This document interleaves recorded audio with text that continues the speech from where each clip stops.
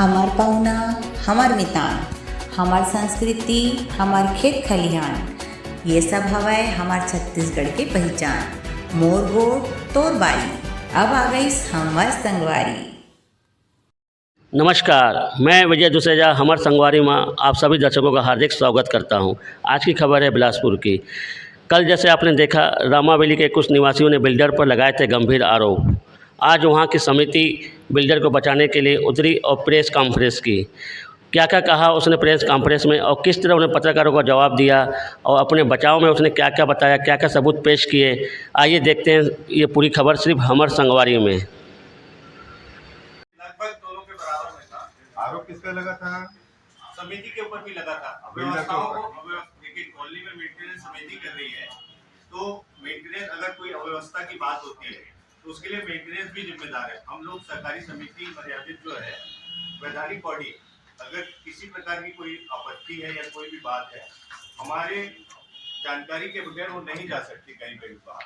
ये हमारे लिए बहुत दुखद की बात है कि अचानक कुछ सदस्यों ने या 28 सदस्यों ने जो है इस प्रकार की बात कर दी, जो कि और अब हम आगे आपको बताते चलेंगे। पहले ये बताओ, बिल्डर पे आरोप लगा था कि आप पे? दोनों पे लगा। चलिए, अब ठीक है। अब आप लोग अपनी बात सुन। पहले हम मैं डॉक्टर रमेश कलवानी, रामावेली और मार्गदर्शक मंडल का मैं संरक्षक हूँ। मैं विगत 10 सालों से इस कॉलोनी में रह रहा हूँ। मैं एक हफ्ते से सियाटिका की वजह से बेड रेस्ट में था। जब मैंने ये न्यूज़ देखा वीडियो पे, मेरे को बहुत ज़्यादा दुख हुआ कि लास्ट ईयर तक रामावेली परिवार की तरह था। हर फंक्शन, हर प्रोग्राम, हमने ऐसे कुछ नए नए प्रोग्राम भी वहाँ करवाए जो किसी अदर कॉलोनी में नहीं होते हैं। इतनी अच्छी कॉलोनी जिसको हम एक परिवार की तरह लेके चल रहे थे, इतना बड़ा परिवार इस जमाने में जबकि न्यूक्लियर फैमिलीज है और हम लोग साथ लेके चल रहे हैं, इतनी खुशी होती थी। ये एग्जाम्पल रायपुर तक जाता था। लेकिन दुख का समाचार कि कुछ 2.5% लोगों ने इतनी ओछी बात करके और उस कॉलोनी को बदनाम किया है। बहुत दुख की बात है। मैं एक बात कहना चाहूँगा कि हमारी कॉलोनी हाई कोर्ट के नज़दीक होने की वजह से जितने भी सीनियर एडवोकेट हैं, वकील हैं, जज हैं, डॉक्टर्स हैं, एसडीएम हैं, पुलिस के कई सारे अधिकारी हैं उस कॉलोनी में रहते हैं। इतने ज्ञानी, इतने बड़े लोग वहाँ रहते हैं, वो भी मेंटेनेंस देते हैं, समझते हैं कि मेंटेनेंस देना कितना जरूरी है, क्योंकि ये प्राइवेट कॉलोनी है।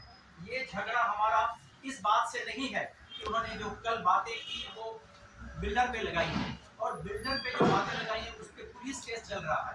वो कोर्ट केस हो गया है। 2-3 जगह सेशन से, लोअर कोर्ट से केस हारते हारते वो केस हाई कोर्ट पहुंचा है। तो उस बात का इस बात से मतलब नहीं है। हमारा सिर्फ एक एम था, वो जो चाह रहे थे हमारी कॉलोनी सरकार समिति कि भाई हमें यहाँ पे जो मेंटेनेंस सबसे लिया जाता है, आप 2-2 कार मेंटेन करते हैं, आपका अच्छा बंगला है, लेकिन आप मेंटेनेंस नहीं देना चाहते। 97% लोग मेंटेनेंस दे रहे हैं, 2-2.5% ऐसे लोग हैं जो मेंटेनेंस नहीं दे रहे हैं। उनकी वजह से वो बाकी लोगों को बुला रहे हैं। कुल 1200 की स्ट्रेंथ मेंबर है वहाँ पे, सिर्फ इसमें 31 लोग हैं जो अभी तक मेंटेनेंस नहीं दिए हैं, जिससे कि आगे पूरा अराजकता फैलती है। उन्होंने जो भी बिल्डर पर आरोप लगाए हैं वो एक अलग मैटर है। एज ए ह्यूमन मैं उनको 10 साल से जानता हूँ, वो मेरे बड़े भाई हैं। मैं उनको देखता हूँ कि वो कॉलोनी के लिए अधिकांश कोई भी कॉलोनी का जो बिल्डर रहता है उस कॉलोनी में नहीं रहता है। उन्होंने बहुत सारी कॉलोनी बनाई है, लेकिन वो शासन के अनुरोध, उनके हिसाब से पूरे नियम फॉलो करके उन्होंने कॉलोनी बनाई है। सब पेपर अवेलेबल हैं वहाँ पे, हम आपको कुछ कॉपी भी दे रहे हैं। और ये जो है मैटर अलग टाइप का है। जिस टॉपिक पर उन्होंने बहुत सारी चीज़ें बोली कि उन्होंने वहाँ पे रोड बना लिया, ये बना लिया, इस पे केस चल रहा है। वो तो ये जब बिल्डर की गलती है तो वो उनके साथ वो जो भी होगा। लेकिन सबसे दुख की बात यह है कि हमारा परिवार अब बिखर रहा है। नजर लग गई हमारे परिवार, रामावली परिवार को। नायाब हीरा बनाया है ईश्वर ने हम सबको, लेकिन चमकता वही है, निखरता वही है जो तराशने की हद से गुजरता है।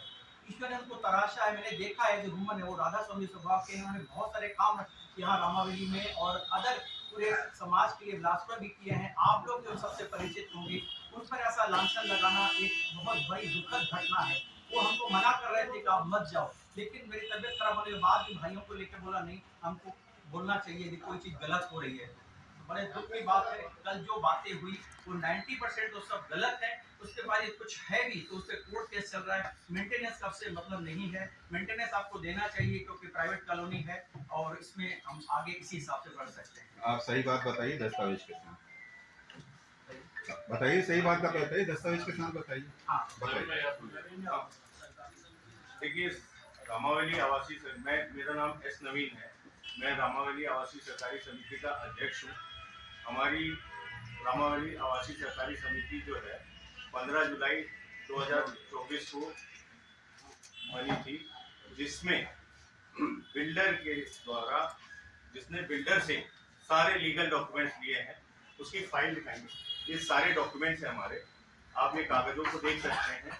हमारे पास सारे कागज लीगल हैं, हमारे पास सारे कागज लीगल हैं।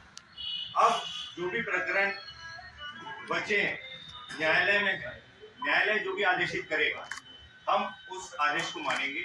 अभी तक के हमारे पास सारे कॉलोनी से गार्डन हो, बिल्डिंग हो, रोड्स हो, हर प्रकार की व्यवस्था की लीगल डॉक्यूमेंट्स हमारे पास हैं, जिसकी जानकारी हमको मेंटेनेंस आरपी बिल्डर्स के द्वारा दी गई। वेलफेयर सोसाइटी कब से बनी थी? वेलफेयर सोसाइटी आइडिया नहीं है सर। 2012 से। वेलफेयर सोसाइटी हाँ, नहीं, वेलफेयर सोसाइटी 2012 से नहीं बनी, 2024 में ही बनी है, 13 को। वो कॉलोनी बनी है। हाँ, मेंटेनेंस आरपी बिल्डर्स मेंटेनेंस पहले मेंटेन करता था कॉलोनी का। अभी रामावली आवासीय सहकारी समिति मेंटेन करती है। उसको बने हुए करीबन 2 साल कुछ महीने हुए हैं। उसके बाद उसकी प्रक्रिया पूर्ण हुई, जिसमें शासन ने उसको चुनाव करवाया। बीच में आचार संहिता लग गई, जिसके कारण चुनाव लेट हो गई। तब तक उसको तदर्थ समिति ने चलाया। तदर्थ समिति को शासन के आदमी के द्वारा ही चलाया जा रहा था और उनके द्वारा नियुक्त प्रबंधक द्वारा चलाया जा रहा था। और उसके बाद चुनाव हुआ। चुनाव में हमारी बॉडी निर्विरोध चुन के आई है, जो कि 15 जुलाई 2024 को हमारी पार्टी ने सोसाइटी को काउंटर करने के लिए एक और सोसाइटी बनाई गई। सोसाइटी को काउंटर करने के लिए एक और सोसाइटी बनाई गई। ये गलतफहमी है। एक्चुअली क्या है कि आपको जैसे डॉक्यूमेंट्स मिले हुए हैं, तो हम जीएसटी पे नहीं करना चाहते, तो इसके लिए डिसाइड हुआ कि यार कॉलोनी में मेंटेनेंस जो है आरपी बिल्डर्स ना करें। कॉलोनी की स्वयं कोई संस्था है या समिति है, बनाकर मेंटेनेंस किया जाए, जिसकी वजह से हमारा जीएसटी वेव ऑफ हो। आप उसको हिसाब किताब मांगते हैं तो देते क्यों नहीं हो? सब दिया हुआ सर, सब चीज दी हुई है हमारे पास जो है ना। उन लोगों ने 50 पन्ने का डॉक्यूमेंट दिया, आपके पास एक भी नहीं। कनेक्शन काट देते हैं, पानी बिजली का सब बुनियादी जो जरूरतें हैं लोगों की, उसको कई बार उनको ये बोला गया था कि भैया हम आपको एक बार कहता हूँ, 2 बार 3 बार देखिए, बाकी 97% तो वहाँ पे सब पे कर रहे हैं मेंटेनेंस चार्ज, और मेंटेनेंस चार्ज अदर कॉलोनी से बहुत ज्यादा कम है। कितना चार्ज है आपका? जी, कितना चार्ज है सोसाइटी में? एवरेज 1000 रुपए से 1100 रुपए एक घर के पीछे बैठता है। जैसा कि आप बता रहे हो 97% लोग दे रहे हैं, 3% लोग विरोध में हैं। जी। तो आखिर उनको ऐसी क्या दिक्कत है कि वो नहीं देना चाहते हैं? क्या आपसे प्रॉब्लम है या आप मेंटेनेंस नहीं कर रहे हैं उनके हिसाब से? कुछ ना कुछ तो है सर। हर जगह जितना भी जो आदमी प्रोग्रेस करता है उसके अगेंस्ट 3-4 लोग खड़े ही होते हैं, आप भी समझते हैं। नहीं, मेरा मतलब ये कॉलोनी में है, वो भी तो व्यापक साथ रह रहे हैं, 2013 से एक साथ रह रहे हैं, तो ऐसा क्या उनके मन में आया कि आपके विरोध में आ गए? कुछ ना कुछ तो है। 3% मोदी जी भी नहीं है सर, वो एक बात पे नहीं रहते। सर, क्या होता है, जैसे हमने उनकी कोई साथ बैठ के आपस में तालमेल बात करिए। 4 से 5 बार पर्सनल बात की गई, 3 बार नोटिस भेजी गई। हमारा ग्रुप बना हुआ है सहकारी समिति, जिसमें सारे लोग एक मिनट, एक जन बोलिए ना सर, एक जन हम एक एक को आंसर बात देंगे नहीं हो पा रही है। एक जन बोलिए ना। सरकार की तरफ की कानून के विरुद्ध बिल्डर हैं, वहाँ पे एक्सेस निर्माण करवाया है। मैं 50 वो भी किया। सर देखिए, ये मामला जो है कोर्ट में, अच्छा, ठीक है, माननीय न्यायालय दल के द्वारा जो भी आदेश दिया जाएगा उसको हम मानेंगे। हमारे पास जो डॉक्यूमेंट्स हैं वो सब ऑथराइज डॉक्यूमेंट्स हैं और लीगल डॉक्यूमेंट्स हैं। हमारे पास इस प्रकार की कोई जानकारी नहीं है। जो प्रकरण न्यायालय में है उसके लिए हम अभी कोई भी वक्तव्य नहीं दे सकते। नगर पंचायत में हैंड ओवर नहीं हुआ है आपकी कॉलोनी? सर, पंचायत को हैंडओवर वगैरह, सर एक मिनट आंसर देने दीजिए ना। आंसर दे रहा हूँ ना सर। क्या हैंडओवर के बगैर आप टैक्स ले सकते हो क्या? हमारे यहाँ लेती है। आपको सुविधा नहीं देती हो? सुविधा नहीं देती है। प्राइवेट कॉलोनी है इसलिए सुविधा नहीं देती। बुद्धिजीवी हो, जागरूक हो, तो वो भी पंचायत से आवेदन दे सकते हो। आवेदन कई बार दिया जा चुका है सर। अभी हम कलेक्टर साहब से डिमांड कर रहे हैं कि हमारे यहाँ कोई ना कोई सरकारी अधिकारी बिठाया जाए जो इन सब चीजों को सॉर्ट आउट करे, क्योंकि हम लोग जो है प्राइवेट कॉलोनी का मेंटेनेंस अपना खुद का होता है, जिसमें और वहाँ पे वैसे ही जो बोदरी नगर पंचायत है वहाँ पे वैसे भी कर्मचारियों की संख्या बहुत कम है। वो आसपास हाईकोर्ट है और भी कॉलोनी है, हाईकोर्ट रेजिडेंशियल कॉलोनी है और भी कॉलोनी है जहाँ पे वो अपनी सर्विसेज नहीं दे पा रहे। तो हमारी कॉलोनी तो प्राइवेट कॉलोनी है और प्राइवेट कॉलोनी का मेंटेनेंस जो है वो वहाँ के लोग खुद बियर करते हैं। रामावेली मध्यम वर्गीय कॉलोनी है, वहाँ जी। मध्यम वर्गीय रहते हैं। जी। 1100 आपको मेंटेनेंस दे, संपत्ति कर पटाए, ऐसे तो किराए के मकान में रहना सर चाहिए। ये चीज जब मकान खरीद रहे थे ना उस समय एग्रीमेंट में लिख के उन्होंने साइन किया है कि हम मेंटेनेंस देंगे। लेकिन उनका कहना है कि 5,000 की जगह 15,000 5 से 15,000 रुपए तक मेंटेनेंस दे रहा है। तो आप 2012 तो बता रहे हैं। एवरेज देखिए हमारे पास बकायदा रसीदें हैं जो कटती हैं। 1100 रुपये एवरेज महीना बैठता है। आप उसको 6 महीने का जोड़ेंगे तो किसी का 6,000 3 ग्रेड में किराया लिया जाता है मकान की जो साइज है बाथरूम के हिसाब से, तो किसी का 6,000 किसी का 7,000 छमाही बैठता है। और तो एवरेज आप पकड़ोगे तो 1,000-1,100 उन्होंने कुछ नहीं कहा तो बिल्डर को बोला बिल्डर को आना था, आपको क्यों आए हो काउंटर करने? नगर काउंटर पंचायत करने नहीं नगर आए पंचायत को हम पानी भी नहीं दिया जा रहा है। उन्होंने तो मना नगर किया था पंचायत पानी को पानी के भी लिए, नहीं आता, हम अपने आप से बिजली पानी की व्यवस्था नहीं है। नहीं, बिजली पानी हमारा सब मेंटेन होता है, समिति करती आजकल है। ये सब नहीं ये सर, बिल्डर कॉलोनी का सदस्य नहीं है। कॉलोनी को एनओसी नहीं मिली होगी कॉलोनी को। सर एनओसी मिले बगैर आदमी काम कैसे कर सकता है सर? हमारे यहाँ तो 7 फेस हो गए। पहले हमारे यहाँ 3 फेस थे, 4, 5, 6, 7। बगैर एनओसी के आदमी आगे कैसे बढ़ेगा सर? हमारी कॉलोनी का खर्चा 7 लाख। एनओसी की कॉपी है आपके पास? सफाई, हाँ बिल्कुल है सर।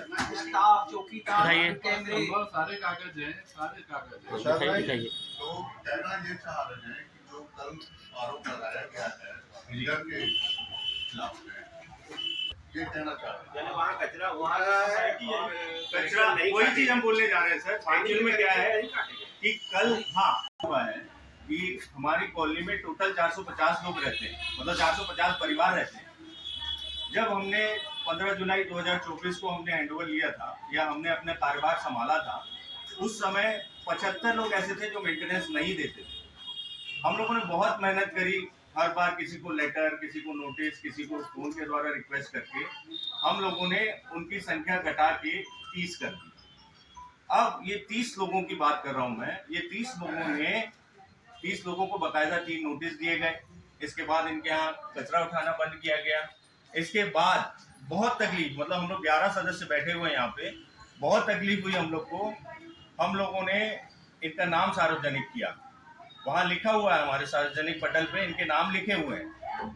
उसके बाद हमने फिर एक बार कोशिश करी कि साहब आप सुविधा ले रहे हैं, क्योंकि हम पानी सप्लाई कर रहे हैं तो हमको बिजली का बिल भरना पड़ता है। तो हमने बोला कि साहब हम आपको सुविधाएं दे रहे हैं, आप हमारी भी थोड़ा सा मेंटेनेंस जमा करिए।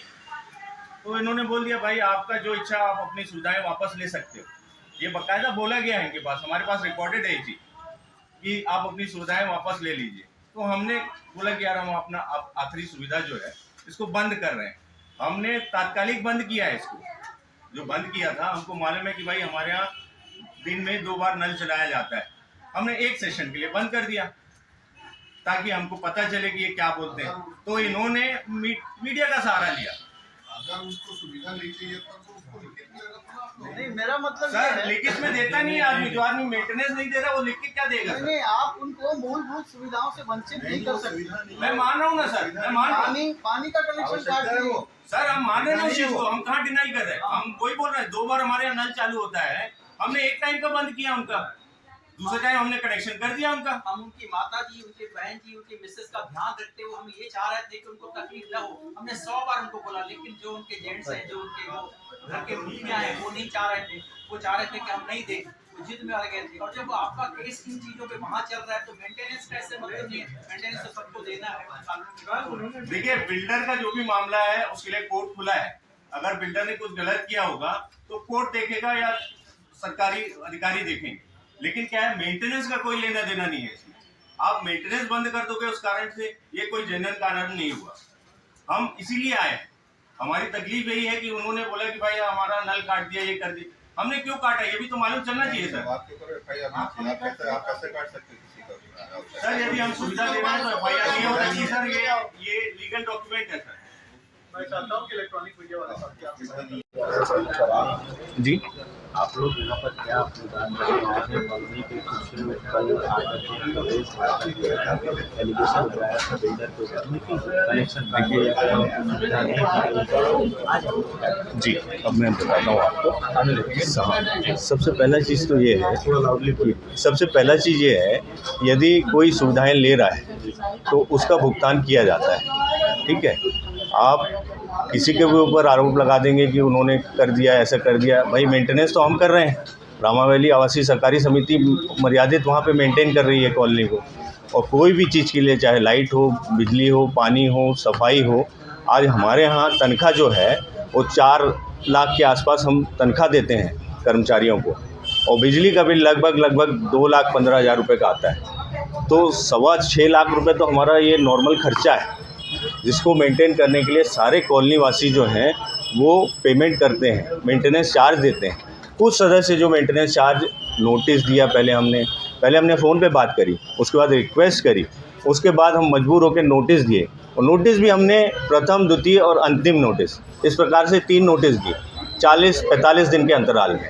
इसके पश्चात हमने उनका कचरा उठाना बंद कर दिया, क्योंकि मेंटेनेंस हम कर रहे हैं। कॉलोनी में आज हमारे पास बिल आ जाता है, 2.5 लाख रुपए का बिल आ जाता है, तो हमको मालूम है कि यदि एक सदस्य पेमेंट नहीं कर रहा है तो हमारी स्थिति कहाँ पे है। तो कहीं ना कहीं हम फोर्स कर रहे हैं कि भैया आप मेंटेनेंस जमा करो। उनका साफ कहना है कि भैया हमारा बिल्डर से, तो बिल्डर से आपका जो भी है वो बाहर रखिए ना भाई, मेंटेनेंस का उससे लेना देना कुछ नहीं है। केस चल रहा है। कॉलोनी नगर निगम के अंतर्गत आती है, क्या नगर निगम की गाड़ी वहाँ कचरा उठाने नहीं? सर, प्राइवेट कॉलोनी है ये, जहाँ पे नगर निगम की सेवाएं सीमित होती है, बिल्कुल सीमित होती है। वो सिर्फ हमसे समेकित कर लेते हैं। नगर निगम को क्या कॉलोनी टैक्स देती है? हाँ बिल्कुल देती है, बिल्कुल देती है। नहीं उठाते ना। मकान बिल्डर देता है, आप लोग देते हैं? नहीं, अभी तो फिलहाल हमारे उसमें है, रेंट वगैरह जो भी है हम लोग। अब सर बेचने का काम खत्म हो गया सर, हमारा काम सिर्फ मेंटेनेंस से संबंधित पूछे ना सर, हम मेंटेनेंस से संबंधित जवाब देंगे। आपके कहने के अनुसार से तो यही लग रहा है कि आप लोग बिल्डर के साथ मिलकर वहाँ पे मकान बेचते भी हैं, रेंट पे भी देते हैं, और ज़मीनें प्लाट काटते के लोगों को बेचते भी। तो आपके कहने के अनुसार से मैं आपको बता रहा हूँ, एक जन कॉलोनी जो है, ठीक है, एक मिनट मुझे बोलने देंगे। हाँ, कॉलोनी जो है बिल्डर ने बनाई है, बिल्डर ने बना के कॉलोनी को बेच दिया, सब लोगों ने खरीदा, वो हैंड ओवर। बिल्डर की भूमिका समाप्त, बिल्डर की भूमिका समाप्त। उसके बाद एक बार मैं पूरा बता रहा हूँ आपको, बिल्डर ने उस समय जब बेचा था लोगों को तो सबको बोला था मेंटेन हम करेंगे। 10 साल करीबन 12 साल बिल्डर ने मेंटेन किया। उसके बाद फिर एक हमारी आम सभा हुई जिसमें GST लेता था बिल्डर, उसमें लोगों को, कॉलोनी वालों को आपत्ति थी, तो एक आम सभा बुलाई गई। आम सभा में ये तय किया गया कि सहकारी समिति बनेगी। तो बिल्डर राजी हो गया, ठीक है अगर आप करते हो तो मैं आपको हैंड ओवर कर देता हूँ। उसके बाद आम सभा में एक तदर्थ समिति बनाई गई, टेम्पररी समिति, जो कि परमानेंट बॉडी को लाएगी। उसमें संजय अग्रवाल नाम के आदमी को अध्यक्ष चुना गया और एक सहकारी समिति की तदर्थ समिति बनी। उसके बाद बकायदा आवेदन दिया गया शासन को।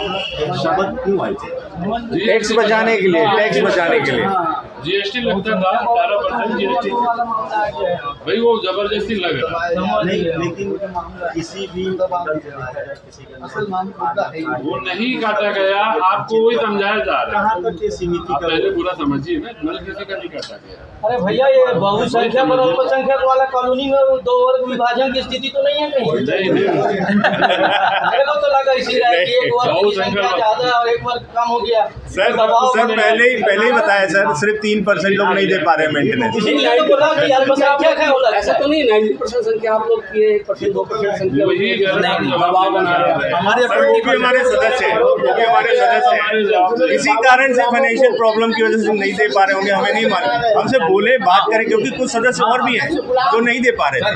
हमने बाकायदा उनको जो है ना, उनकी सुविधाओं के हिसाब से हमने उनको सुविधाएं दे रहे हैं। बिल्डर पर आरोप लगाया गया है सोसाइटी में, बिल्डर भी 92 गुलाम है, उसके कहने पर चलते हैं। वही जवाब ये बात का हम स्पष्ट रूप से खंडन करते हैं और मैं आप सबके माध्यम से PVR नायडू जी से रिक्वेस्ट करता हूँ, किसी विशेष समुदाय को लेकर टीका टिप्पणी न करें और जो टिप्पणी उन्होंने की है उसके लिए सभी लोगों से हाथ जोड़ के माफ़ी मांगे। इस बात को लेकर आवश्यक पड़ा तो हम कानूनी कार्यवाही के लिए इस बात को लेके जा सकते हैं। दूसरी बात, एक बात और स्पष्ट है, कुल खर्च जितना भी रख रखाव के लिए आप भी किसी निवास स्थान पर रहते हैं, आप भी बिजली पानी सुरक्षा के पीछे कुछ न कुछ रुपया महीने में खर्च करते हैं। उसी प्रकार बिल्डर ने जब कॉलोनी को हमको हैंडओवर कर दिया है, तब हरियाली, सुरक्षा, पानी और बिजली, जो स्ट्रीट लाइट होती है वो तो जरूरी होती है, गेट पे चौकीदार जरूरी है, नहीं तो घरों में चोरियां हो जाएंगी, कैमरे लगे हैं, डकैती हो जाएंगी, CCTV कैमरे से लैस करवाया गया है कॉलोनी को। इन सब खर्च करने के पीछे में रुपया तो खर्चा होता है, ये बात तो आप भी समझते हैं। अब आप मेरे को एक बात बताइए कि 100 परिवार अगर कहीं पर रहते हैं और पूरा खर्च जो अगर हो रहा है तो 100 में विभाजित होना चाहिए। उनका आरोप लेकिन 450 मकान में, हाँ, लेकिन 300 लोग पूंजीपति हैं, जो 150 लोग गरीब है, वहाँ कहाँ से दे पाएंगे इतना? देखिए, मैं आपको एक बात और बता देता हूँ, 1 बीघा रहता नहीं है। सुनिए एक मिनट, अब ये सुनिए।